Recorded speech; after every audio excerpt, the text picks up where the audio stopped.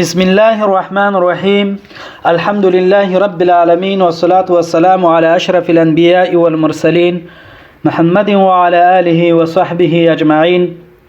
أهلا وسهلا ومرحبا بكم في قناتنا الجديدة. نرحب بكم جميعا. درنو قدرمنو دوستانو ستړي مشي په خیر راغلی. دا د یو ځل بیا ستاسو په درانه حضور کې حاضر شوي یو او د نن ورځ درس ستاسو درانه حضور ته وړاندې کوو. په تیر درس کې مونږ تر 14مې صفحې پورې رسیدلی یو. دا د نن 14مه صفحه شروع کوو. بسم الله الرحمن الرحیم. دا هم لکه څرنګه چې مخکې تمرینونه حل کړه همدارنګه تمرینونه دي او د تمرینونو حلول دي. الوحدة الأولى لمړنۍ برخه. الدرس الرابع څلورم درس. ثانیا فهم المسموع هغه څه چې تاسو اوریدلی په هغه باندې پوهیدنه. دی اوریدل شوی پوهیدنه یعنی کوم درسونه چې تاسو اوریدلی نو هغه پوهیدنه څنګه ده یعنی په هغه څومره پوهیدلی یاستئ. التدريب الأول لمړنی تمرین. استمع غوږ استمع واوره ثم ضع علامة الصح في المربع المناسب او بیا صحیح علامه په مناسبه مربع کې په مناسب چوکاټ کې کېده. مونږ ته دلته تقریبا شپږ عددونه راکړي. په هر عدد کې دوه انځورونه دي.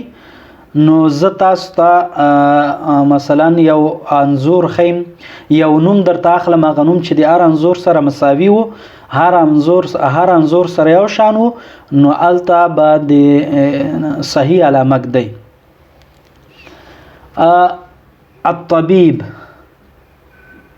الطبيب مثلا هذا الطبيب کم یو ده په دې دواړو کې؟ دا ده نه دا خو ماشوم ده. دا ده هو. نو تاسو به صحیح علامه ټکمار دلته وکوي. دویم ترازو. هو مهندس او هو مهندس. په دویم کې کم یو مهندس ده؟ کم یو انجینر ده؟ دا ده نه دا خو استاد ده. دا ده هو. نو صحیح علامه ټکمار به دلته کېدی. دریم ترازو وایو.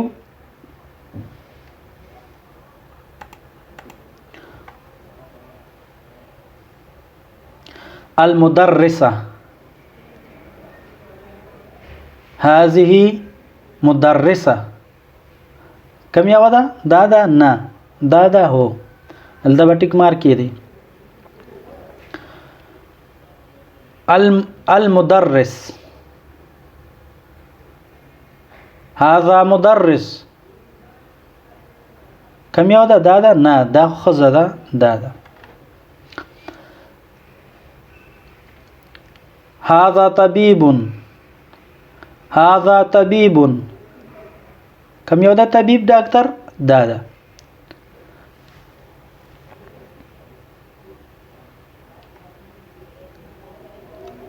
هذه الطالبة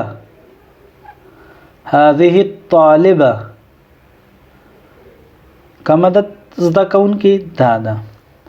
ډېر اسانه تمرین ده. دویم ترازو چې التدریب الثاني دویم تمرین. استمع غوږ نیسه ثم ضع علامة الصح في المربع المناسب.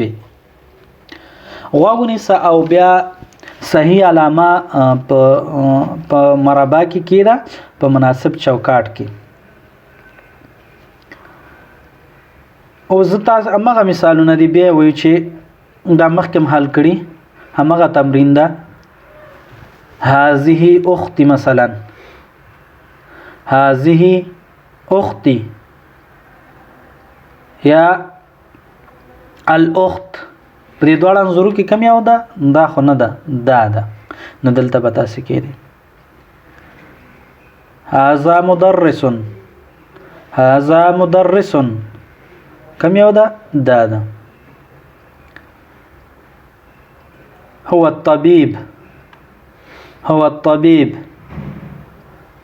الطبيب کم یو ده؟ هو مهندس هو مهندس کوم یو د مهندس دا ده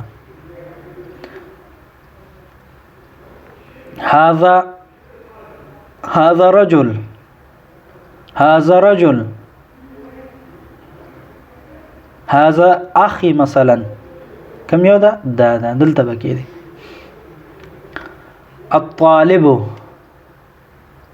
هذا طالب کوم یو دا نه دا دلته بکی دی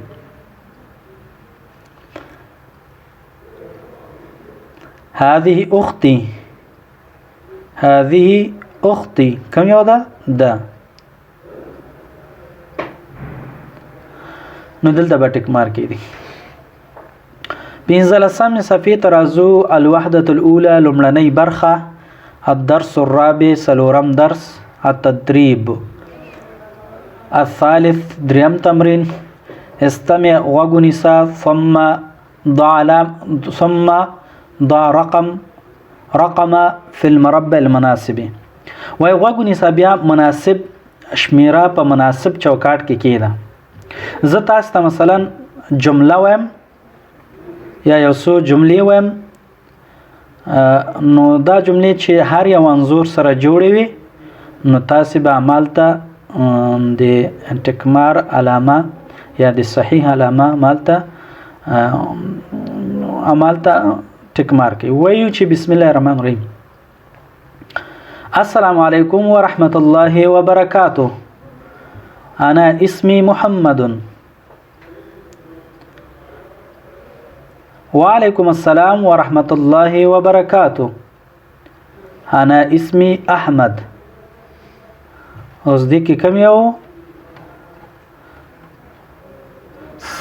دا نه نو دا غلطه ټکمار به د چوکاټ کې په دریم هغه کې دلته مثلا اول تبا یو کې دی ځکه اول جمله می درته ویلې اوس دویم ترازو دویم منظور السلام علیکم ورحمة الله وبرکاته وعلیکم السلام ورحمة الله وبرکاته أنا اسمي فاطمة أنا من أفغانستان هذه أختي هي مدرسة د کوم انظور سره مناسب ده دې سره د دې سره او کده دې سره د دې سره نو ځکه چې هغه خپل خور یا غبلې خزه ته معرفي کړه خپل خور بل خزه ته معرفي شو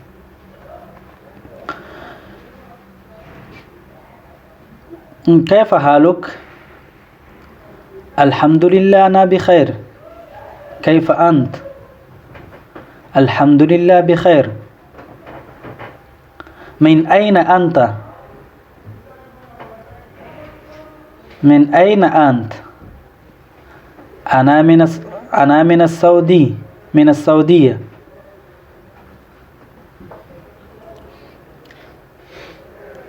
کم یو سره سمون خوري د دې دویم شمارې سره دا مثلا رازو بلتا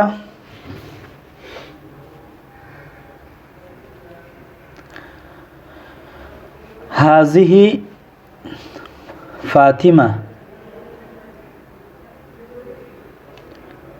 هي من تركيا هي من سوريا هذه صديقتي فاطمة هي من سوريا نو دا د کوم سره مناسبه ده د دغه انځور سره دا ډیر اسانه راځو سلورم تمرین ته التدريب الرابع سلورم تمرين استمع الى السؤال غوږ سوال ته پښتنې ته ثم ضع رقمه في المربع المناسب او بیا مناسب شمیره په مناسب چوکاټ کې کېده هل انت من سوريا سوال ده تا ته ویل چې سوال ته غوږ ونیسه په دې انځورو کې چې ار یو انځور سره غ سوال مناسب نو عمل ته ټک مارو کوي هل أنت من سوريا؟ نعم أنا من سوريا.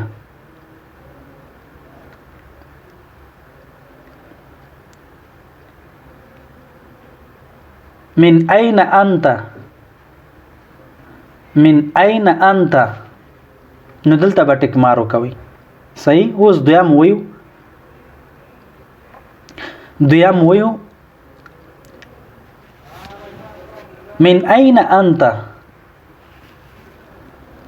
أنا من باکستان. أنا من باکستان. کوم انظور سره مناسب ده؟ د دې درې مشمیري انظور سره.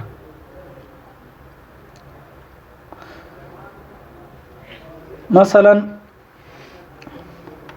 هل أنت مصري؟ هل أنت مصري؟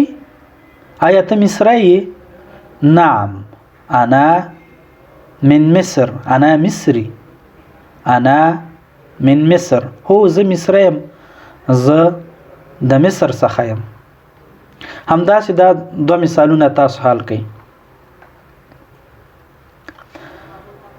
الوحدة الأولى لمړنۍ برخه الدرس الخامس پنځم درس الکلام خبرې. التدریب الاول لمړنی تمرین تبادل الحوار مع زميلك كما في المثال.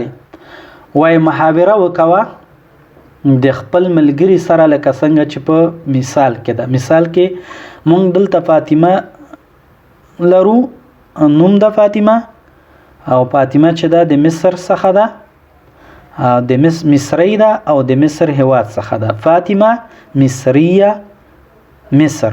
درې کلمات موږ ته راکړي. نو دا موږ په جمله کې څه قسم جوړو؟ جمله ترې څه قسم جوړو؟ طالب اول او په مثال کې طالب دویم. مثال طالب الاول لومړنی زده کوونکی وایي چې همدغه مثال هغه کړی ده، د مثال کې ورکړی همدغه جمله، همدغه کلمات. اسمي فاطمه، زما نوم فاطمه ده. انا مصریه، زه مصری یم. انا من مصر، زه د مصر هیواد څخه یم. طالب دویم ورته وایي الطالب الثاني. دویم طالب وایي چې اهلا وسهلا، ستړی مشې او په خیر راغلی. اوس دلته نور مونږ تاسو خپله جوړو. مثلا زه وایم چې انا اسمي محمود. انا اسمي محمود. انا تركي. انا من تركيا. دویم شاګرد ته چې الطالب الثاني اهلا وسهلا. دې مثال ته راځو. دا څنګه جوړو؟ اسمي خدیجه، زما نوم خدیجه ده. انا سوریه، زه سوریایی یم. انا من سوریه، زه د سوریې هیواد څخه یم. دو مثال ته راځو. اسمي علي، زما نوم علي ده. انا پاکستانی، زه پاکستانی یم. انا من پاکستان، زه د پاکستان له هیواد څخه یم. د مثال ته راځو. اسمي احمد، انا مصري، زما نوم احمد ده. زه مصری یم. انا من مصر، زه د مصر هیواد څخه یم. تاسو هم داسې جملې خپله جوړولی شئ. مثلا زه یو جمله جوړوم. اسمي خالد، زما نوم خالد ده. یا اسمي باغچه ګل، زما نوم باغچه ګل ده. انا افغاني، زه افغانی یم. انا من افغانستان، زه د افغانستان هیواد څخه یم. همداسې اسانه جملې جوړې کړئ تاسو. دویم تمرین ته راځو. وایو التدریب الثاني. دویم تمرین تبادل الحوار مع زميلك كما في المثال. وای خپل دوست سره خپل ملګری سره محاوره وکوه لکه څنګه چې په مثال کې ده. مثال کې دلته موږ ته یوه کلمه اخ را کړی چې ورور او دی خوا مدرس ښوونکی. اوس دوی نه څنګه موږ یوه حوار جوړو، یو خبره څنګه جوړو، یو جمله څنګه جوړو. مثال را کړی طالب الاول لومړی طالب، لومړی زده کوونکی به وایي چې مثلا دلته اخی ده، دلته به وایي چې هذا اخی، دا زما ورور ده. هو مدرس، هغه څه ده؟ ښوونکی ده. طالب ثانی ورته وایي اهلا وسهلا، ستړی مشي او په خیر راغلی. اوس راځو موږ دغه جمله جوړو. موږ به څنګه جوړو؟ هذا اخي، ولې دلته هذا کلمه راغله او ولې دلته د هذا اشاره راغله؟ ځکه چې موږ ویل چې هذا د نر لپاره استعمالي اشاره ده. صحیح. اوس دلته اخ ده، آیا هذا د خور یا د ښځې لپاره استعمالیږي؟ نه، موږ ویل چې دا اشاري ضمیر د چاته؟ د ښځې لپاره ده، راجع ده. ښځې موږ به وایو چې هذه اختي، دا زما خور ده. اوس دلته ویلی شو هو طبیبه؟ نه، ځکه هو د مذکر لپاره راځي. نو موږ څنګه وایو؟ هي طبیبه، دا استاذه ده یا هغه استاذه ده. خو دلته موږ څنګه وایو؟ هذا صدیقي، دا زما ملګری ده. هو مهندس، هغه انجینر ده. دلته څنګه جوړو؟ هذه صدیقتي، دا زما دوست یا ملګری ده. هي طالبه، دا زده کوونکی ده. هذا اخي، دا زما ورور ده. هو طالب، زده کوونکی ده. ولسمې صفحې ته راځو. الوحدة الاولى، لومړنۍ برخه. درس الخامس، پنځم درس. التدریب الثالث، دریم تمرین تبادل الحوار مع زميلك كما في المثال. وای د خپل دوست سره، د خپل ملګری سره حوار محاوره وکوه لکه څنګه چې په مثال کې ده. په مثال کې موږ ته پاکستانی دلته را کړی ده، نور سنشته.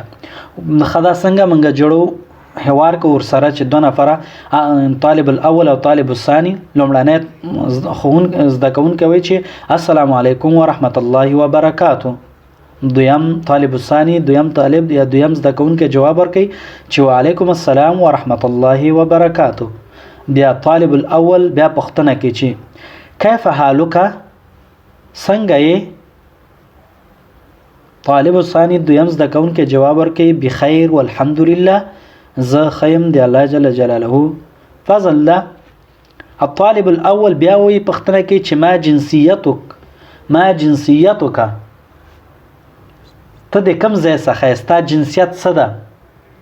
طالب الثاني جواب ورکوي انا پاکستانی، زه پاکستانی یم. طالب الاول ورته چې اهلا وسهلا، ستړی مشي، په خیر راغلی. اوس دلته موږ ته مثالونه ورکړي. نو دلته موږ ته مثلا کلمات راکړي، موږ دا څنګه استعمال کوو؟ مثلا راځو ترکیه ته. موږ دا ترکیه څنګه استعمالو؟ السلام علیکم ورحمت الله وبرکاته. وعلیکم السلام ورحمت الله وبرکاته. کیف حالک؟ بخیر والحمد لله. ما جنسیتک؟ انا ترکی. اهلا وسهلا. ګوره څومره اسانه. نو تاسو دا خپله استعمال کوي.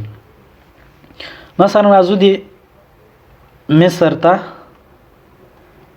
وایي چې السلام علیکم ورحمة الله وبرکاته. وعلیکم السلام ورحمة الله وبرکاته. کیف حالک؟ کیف حالک؟ ته څنګه ښځې ته مونږ ویل چې کیف حالک څنګه یې ته؟ هغه جواب ورکړي چې بخیر الحمدلله زه ښه یم د الله احسان دی. پوښتنه ترې کېبل ما جنسیتک؟ ما جنسیتک؟ هغه جواب ورکړي چې انا مصریه زه مصری یم. اهلا وسهلا هغه ورته بیرته همدا چې دا دوه نورې تاسو جوړه کړئ. سوریه او ترکیه ډېر اسانه ده. التدريب الرابع سلورم تمرين تبادل الحوار مع زميلك كما في المثال. د خپل دوست سره محاوره وکړئ لکه څنګه چې په مثال کې ده. مثال کې لومړی طالب ده ورپسې دویم لومړی دویم ښه. اول ورته وایي چې ما اسمک او ما اسمک ستا نوم څه ده؟ دلته بدر ده نوم که نه؟ دا ورته وایي چې اسمي بدر زما نوم بدر ده. بیا پوښتنه کوي چې من این انت ته د کوم ځای څخه یې؟ دا خو ترکی ده ګوره ته ترکي لیکړي. من این انت ته د کوم ځای څخه یې؟ طالب ثاني ورته وایي چې انا من ترکیه زه د ترکیې هیواد څخه یم. بیا ته پوښتنه کوي هل انت ترکی؟ آیا ته ترکی یې؟ طالب ثاني ورته وایي نعم هو انا ترکی زه ترکی یم د ترکیې هیواد څخه یم. طالب الاول ورته وایي چې اهلا وسهلا. اوس منګه دلته بل مثال جوړو. دلته نیازی راولو مثلا او دلته افغانستان راولو. نو دا موږ څنګه استعمال کو؟ نیازی افغانستان. ما یو کس پوښتنه کوي چې طالب الاول پوښتنه کوي چې مسمک؟ زه جواب ورکوم چې اسمي نیازی. هغه وایي ستا نوم څه ده؟ زه ورته یم چې زما نیازی نوم ده. صحیح. هغه بیا پوښتنه کوي چې من این انت ته د کوم هیواد څخه ته د کوم ځای څخه؟ نو زه جواب ورکوم انا من افغانستان زه دلته افغانستان ده زه افغانستان څخه یم. هغه بیا پوښتنه کوي هل انت افغاني؟ آیا ته افغانی؟ زه ورته جواب ورکوم چې نعم هو زه افغانی یم. انا افغانی زه افغانی یم. هغه بیا راته وایي چې اهلا وسهلا ستړی مشي او په خیر راغلی. دا و زمونږ د نن ورځې درس. هیله ده چې درس مو خوښ شوی او یو څه ترې زده کړئ.